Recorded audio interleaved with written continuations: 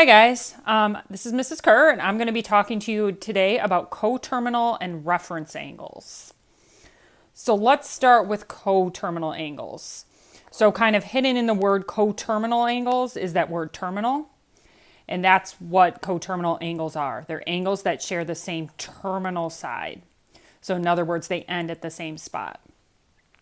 So just as a reminder from stuff that we previously did, anytime you're talking about an angle, it's made of two rays. And then you have the ray that you start to draw your angle with. That's called the initial side. And then your angle is going to open up either this way or this way. And the ray, wherever the angle ends, that's called the terminal side of an angle. So in other words, it doesn't matter how you get there. As long as they have that same terminal side, they're considered coterminal angles. So how do you find coterminal angles? Well, it depends on if you're working in radians or degrees. So you find coterminal angles by adding or subtracting. If you're in radians, it's 2 pi, and if you're in degrees, it's 360. So you might be wondering why 2 pi or why 360, or you might already have an idea. But why? The why is because this represents going around the circle once. So remember, all the way around the circle once in radians is 2 pi, and all the way around the circle once in degrees is 360. So in other words, I can go around as many times as I want, as long as I still end at that same spot. The angles are considered coterminal.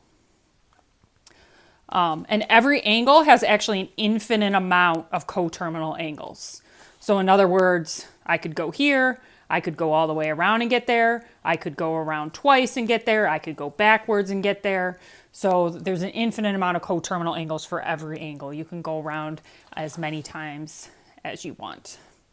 So that's kind of our working definition of coterminal angles. So now what we're going to do is we're going to find some coterminal angles and be able to sketch them so you kind of understand what makes them coterminal.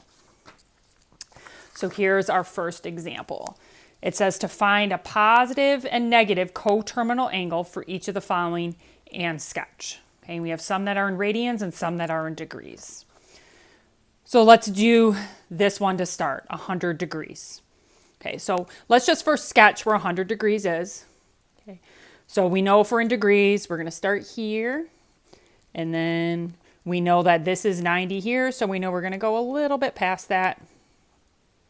Okay, so there's where our 100 degrees is about there. Again, just a sketch, making sure you have it in the correct quadrant. So this is the terminal side of the angle. The other two angles I'm going to find are going to have that same terminal side. All that's going to be different is how I get there. So since we're in degrees, right, we said in degrees all the way around the circle is 360. So to find a positive coterminal angle, I'm going to do 100 plus 360 degrees. And that's going to give me 460 degrees. So why does that work? Why is that a coterminal angle?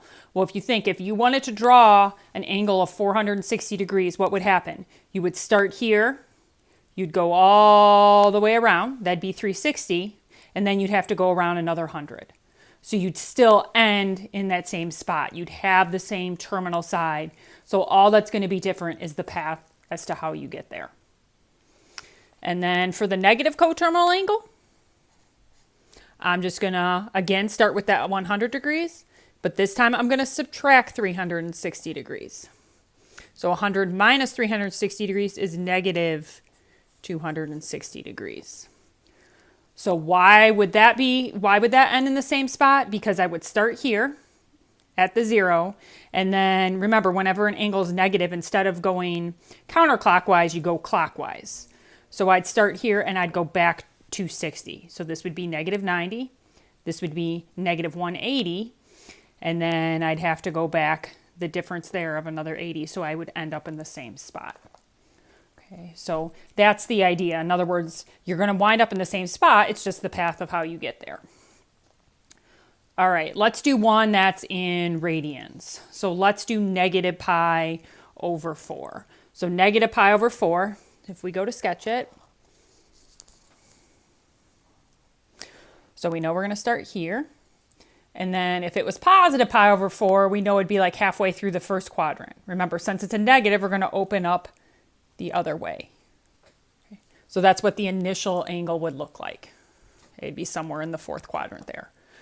So we're now in radians instead of degrees. So remember, in radians, all the way around a circle is 2 pi.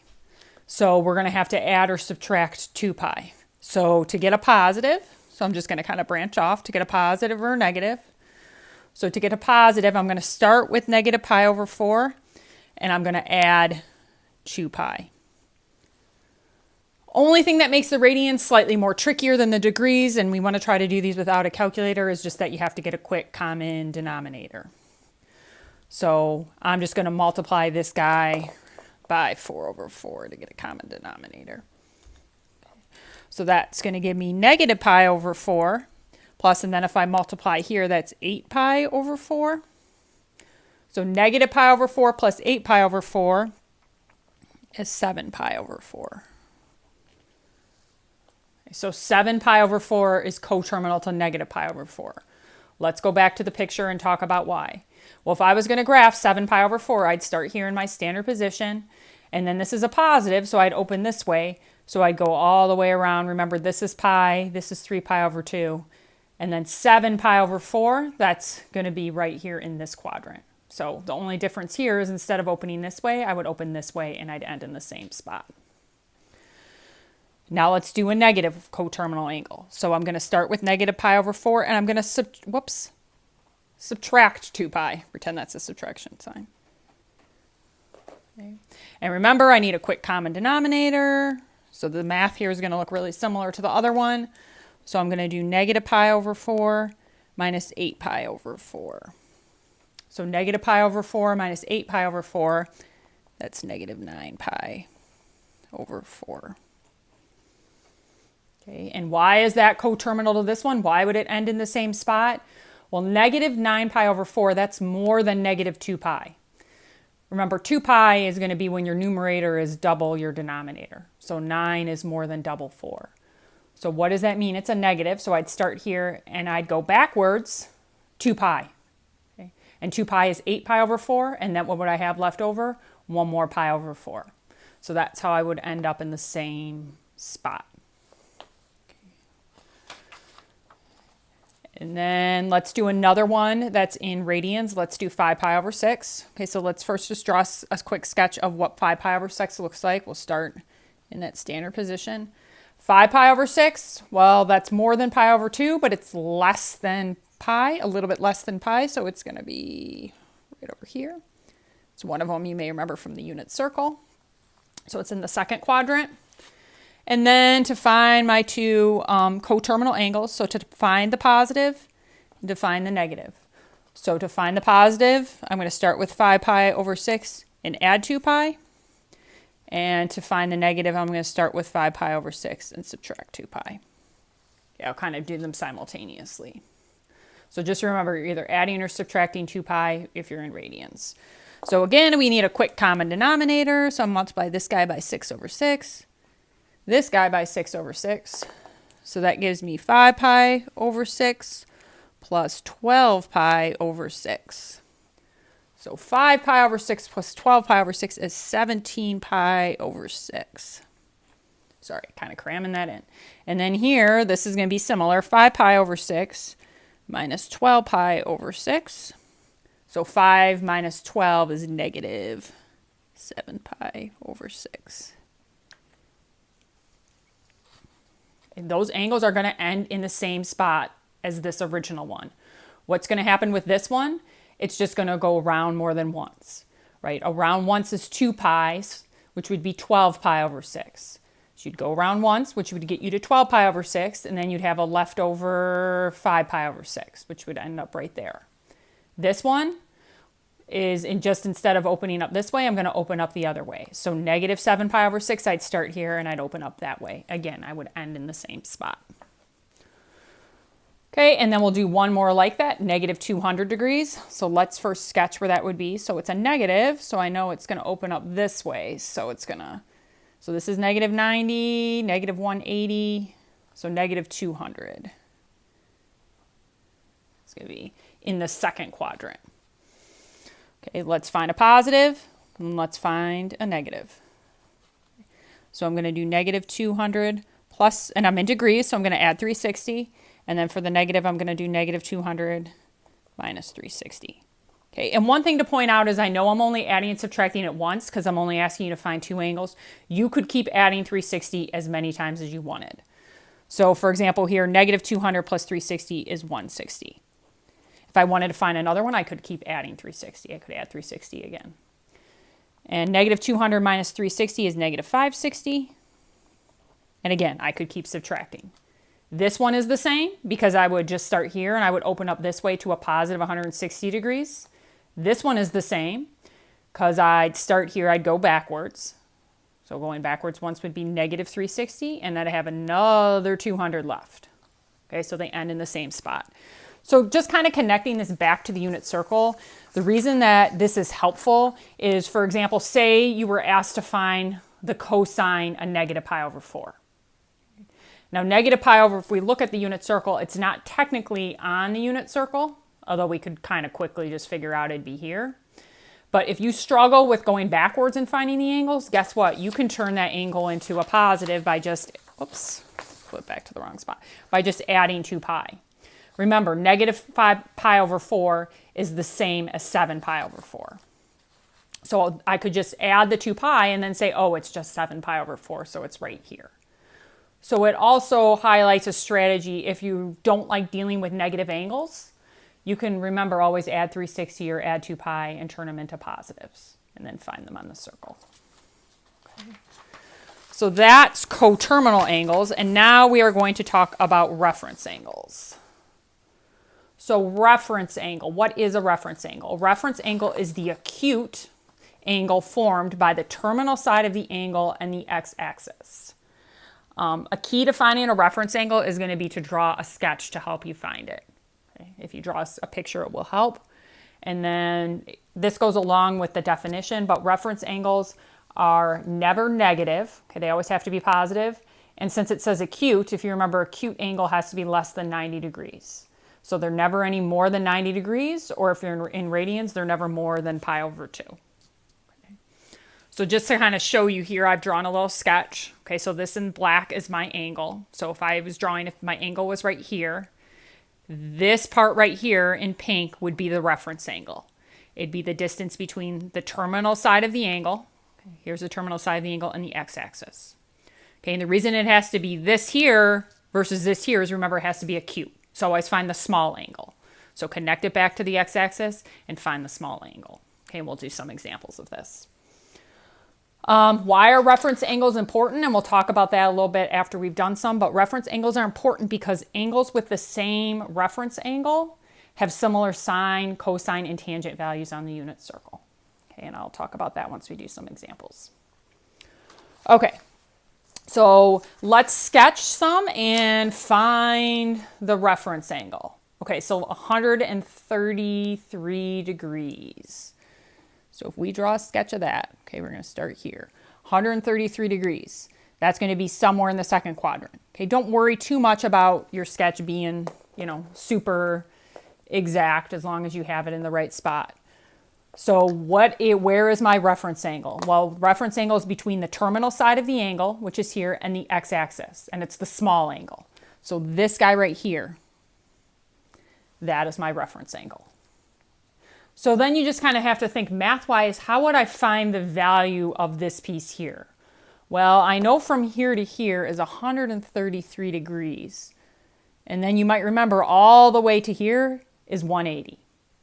So if I want to figure out just that little part there, I'm going to do 180 because that would be all the way to here. And I'm going to subtract off this part of 133 degrees. And then 180 minus 133 degrees is 47 degrees. So the reference angle for that would be 47 degrees. All right, let's do another one, 254. So let's just do a sketch. And again, the sketch does not have to be exact. We just want the quadrant. So we're going to start here, 254. So remember, this is 180, so we know we're going to have to pass that. Down here is 270, so it's going to be kind of close to down there. Okay, so there's my angle. Now this is where people tend to want to say this right here is the reference angle. Okay, this is not the reference angle because if we go back to the definition, it's the angle formed by the terminal side of the angle and the x-axis. So the key here is the x-axis. It's never connected to the y. So this right here is not my reference angle. My reference angle is this right here, okay, the part in gray. The reason it can't be this part here is because this angle is not acute. So always connect it back to the x-axis and take the shortest path.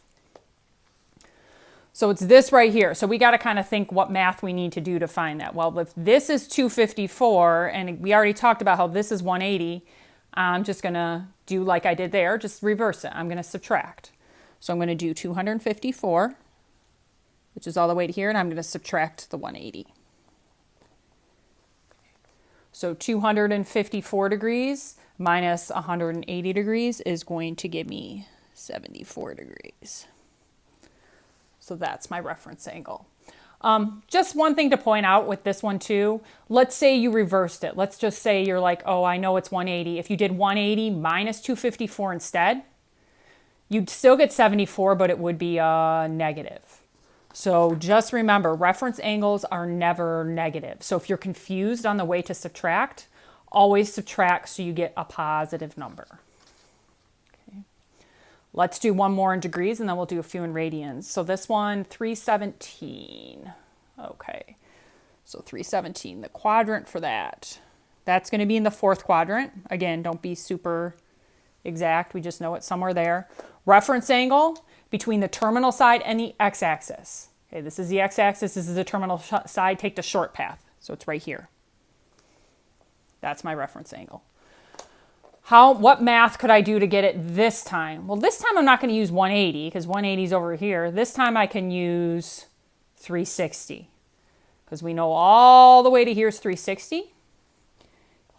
And then I'm just going to subtract off the part I know, the 317, and that's going to give me what's remaining.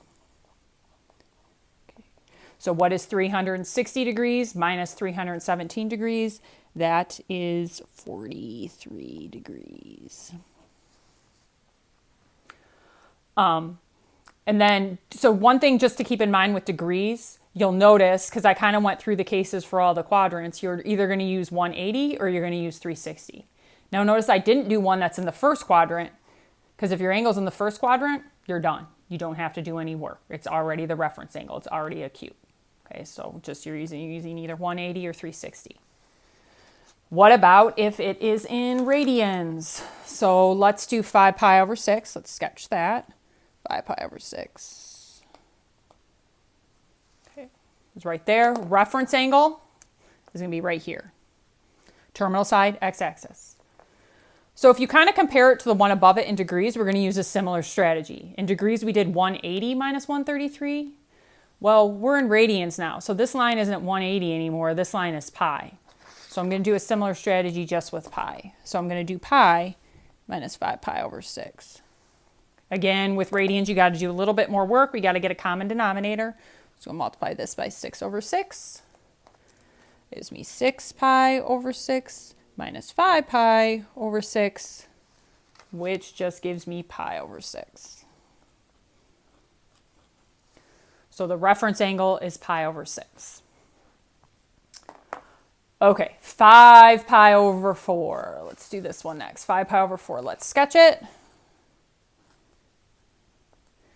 Okay, so this is 1 pi. This is a little bit more than 1. 5 is a little bit more than 4, so we know it's going to be over here.